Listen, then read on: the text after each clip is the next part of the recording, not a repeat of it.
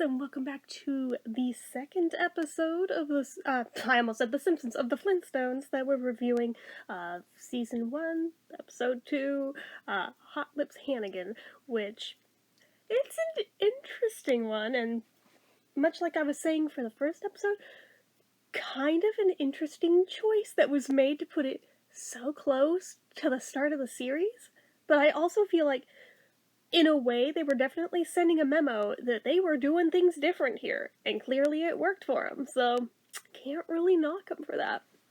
So this one starts off with Fred and Barney at basically the bedrock equivalent of the Moose Lodge, essentially, and they're just wrapping up a meeting there, and apparently there's going to be some event where essentially like a talent show for all the members. Everyone has to do something for it. And both of them are kind of trying to figure out what on earth they're gonna do for this show. So they go home, and before we know it, Barney is annoying Fred again in his backyard, but this time because he is practicing on a trampoline because he's going to do a trampoline act. Because why not do a trampoline act? And of course, Fred's like, oh, I want to get in on that. And before Barney can tell him otherwise, he's on it, and it goes awry just as quickly as you'd imagine, and he hurts himself. Then again, he also thinks how he could leverage this for his own, just, amusement.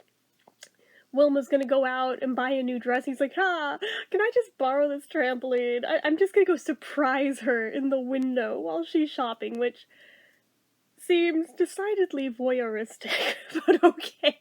And apparently, so did the other women in the store think so. But it also went terribly, as one could expect. So, clearly the trampoline idea is out the window, at least for Fred. Don't know if Barney ended up using it or not, because they don't show the talent show in it, So Fred decides, alright, we're gonna go another direction. I'm gonna do a magic act, and he buys all, like, this magician shit that he doesn't know how to use, and, it goes about as well as one would expect, especially for him, and Wilma's pretty much just negging him the whole time. And it's not until Barney stumbles upon, like, the giant, like, disappearing box that, you know, the thing where you step into it and there's like a secret trapdoor in the back to make it look like the person who went in there disappeared. We all know the trick. So he has Wilma and Betty get in there to disappear. And he thinks he actually did magic, so he's just like, cool, hey Barney, let's go out. Let's go to like a jazz club. Because apparently jazz existed in prehistoric times too. Because why not? So they go to this jazz club to see Hot Lips Hannigan, who is basically a caveman saxophonist, I think, and he's basically playing the role of a beatnik, even though it's just like, in reality, an aging Jewish guy, but that's okay. It doesn't matter. That makes it that much funnier. But he's trying to play the role of cool guy for the kids that he's playing to. And all these little prehistoric beatniks. It's hilarious, honestly. And he totally remembers Fred, and he invites him to do a number with him on stage. Meanwhile, Betty and Wilma decide they're gonna follow the guys, but they're gonna scare the shit out of them, because they're gonna disguise themselves also as beatniks and pretend to be, like, madly obsessed with them, because they think they're gonna catch their men in the act of cheating, I guess. Which is kind of weird looking back at this, being like, they were kind of manipulative when you think about it. Not to mention, what would have happened had they, actually acted on it? Like, they literally just wanted to set them up to have an excuse to be mad at them. But, like, what if they had, in fact, acted on that? This could have backfired so badly, and we probably would not have had a show if that had happened, but that's neither here nor there. So, thankfully for them, the guys are loyal to their wives. And they're like, yeah, no, we're married, get away from us, please. Scaring us, freaking us out, man. And they're just trying to escape these two obsessive beatniks. And trying to get home. They just want to leave, they just want to go home.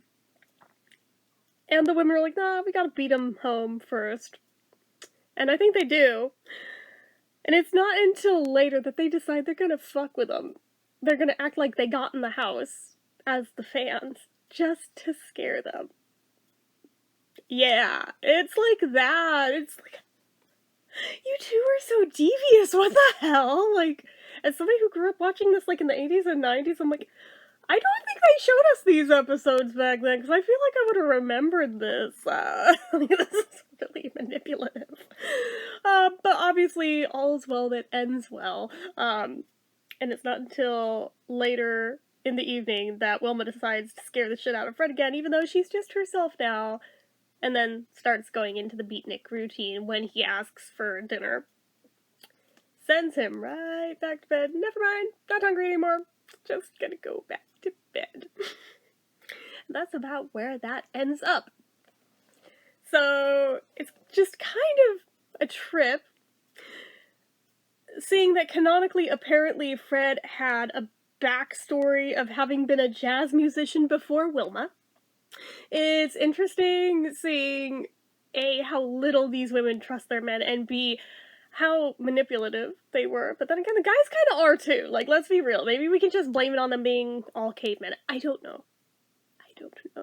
But we're starting to get a little bit closer to, like, the episodes where there's, like, inventions made out of dinosaurs. Not quite dinosaurs in this one, but, like, the microphone is like a clam, and, like, the saxophone is like some shells and stuff. Like, we're getting closer to, like, the things I remember. Like, the puns that I remember just thinking were so funny, but not quite there yet. But I don't know. I found it enjoyable, but it was just a trip, like, seeing something that feels so out of place for prehistoric times, like beatniks and jazz music, and yet them finding a way to kind of sort of make it work. Like, I don't know. I don't know that I could put a number rating on this one, but I did find it enjoyable, and I would recommend it if you haven't seen it. It's kind of a trip. So, anyways. It's my thoughts on it. Just, it's really trippy going back through these early episodes and seeing how much it changed over time. But anyway, you guys know what to do. If you like this video, go ahead and give it a like. If you're not already and you'd like to eat, click subscribe, hit that notification bell icon so you never miss an upload, leave comments down below. Make sure you're following my social media accounts, my Facebook fan page, my Twitter, my Instagram, my eBay, my Reddits, everything and more. It's all down below. And if you like what I do here on this channel and you'd like to help support it, the donation link, as always, is down in the description. Anyway, guys, till next time, see ya.